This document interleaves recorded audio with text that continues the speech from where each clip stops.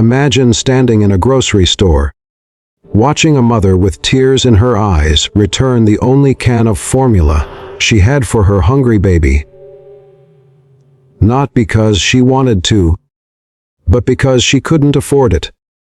Now imagine the most unexpected person, someone powerful, wealthy, and lonely, standing right behind her in line, seeing it all happen.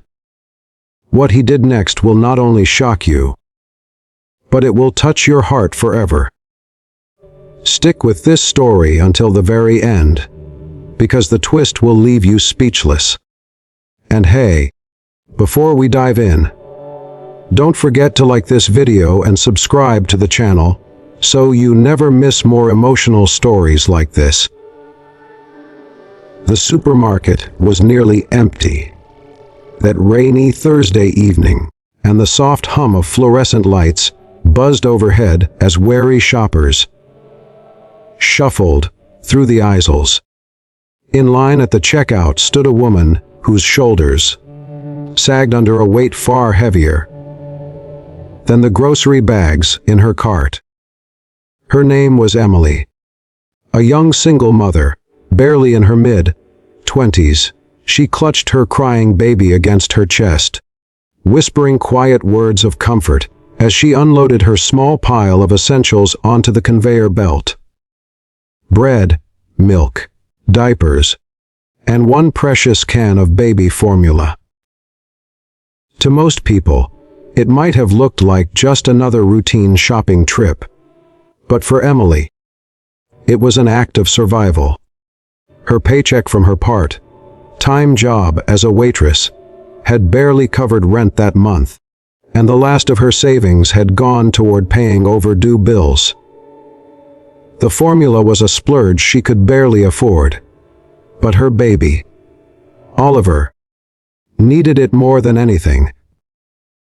Yet when the cashier announced the total, Emily's heart dropped. Her trembling hands searched through her purse for every last coin and crumpled bill. But no matter how she counted, she came up short. Her cheeks flushed red with embarrassment as the line behind her grew restless, people shifting impatiently, tapping feet against the tiled floor. "I'm sorry, Mom," the cashier said softly but firmly. "You don't have enough. Do you want to return something?" Emily's eyes darted to the diapers, but she knew she couldn't sacrifice those. With a lump in her throat, she pushed the can of formula back across the counter. I'll return this," she whispered, her voice breaking. The cashier nodded, sliding it aside, and finished the transaction. Emily gathered her meager groceries, clutching Oliver closer as tears blurred her vision. Behind her in line, a man in an expensive suit had witnessed everything. His name was Daniel Whitmore, chief financial officer of one of the city's biggest corporations. To the world, Daniel was the picture of success. Sharp, disciplined, wealthy beyond measure. But beneath the polished exterior lay a loneliness he never admitted, not even to himself. His marriage had ended years ago.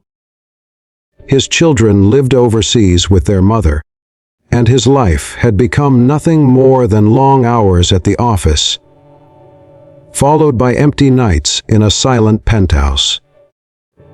He had come to the store that evening not out of necessity, but out of a strange urge to feel normal, to be among ordinary people for once. And now, as he watched Emily's struggle, something stirred inside him. He saw the way she hugged her baby protectively, the way she tried to smile despite her humiliation, and he felt a sharp pang of empathy. Memories of his own children, when they were young, surfaced, bringing with them a guilt he thought he had buried. Before he knew it, he stepped forward. "Excuse me," He said to the cashier, his voice calm but commanding, "Add the formula back. Put it on my bill." Emily froze, her eyes widening in disbelief. "No, sir, you don't have toe," she began, her cheeks burning even redder. Daniel shook his head. "I insist," he replied firmly, his gaze locking with hers. For a moment, Emily saw not just a stranger, but a man whose eyes carried their own quiet sorrow. The cashier hesitated, then added the formula to Daniel's purchase. Emily stood stunned, clutching her baby tightly, overwhelmed by gratitude, but too proud to fully accept charity.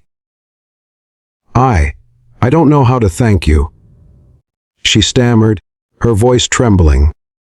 Daniel offered a faint smile.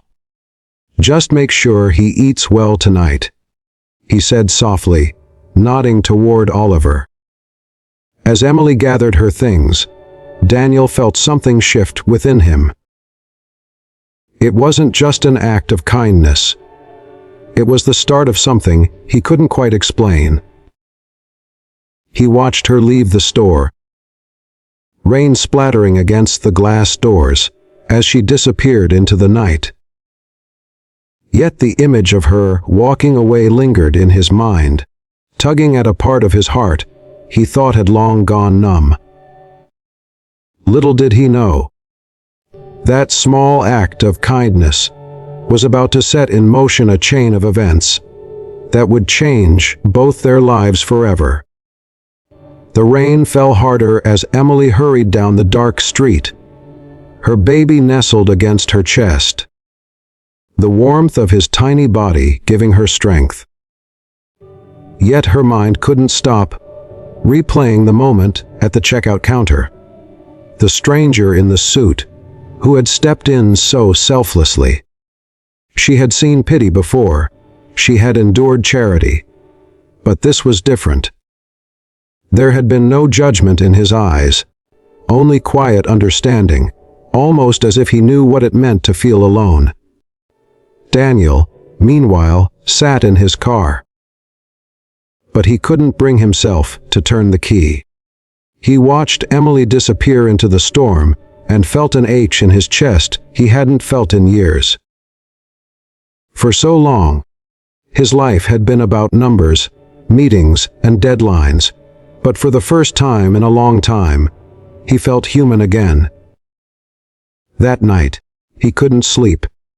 Her face, her baby's cry, her quiet strength. It all haunted him. The very next day, fate intervened.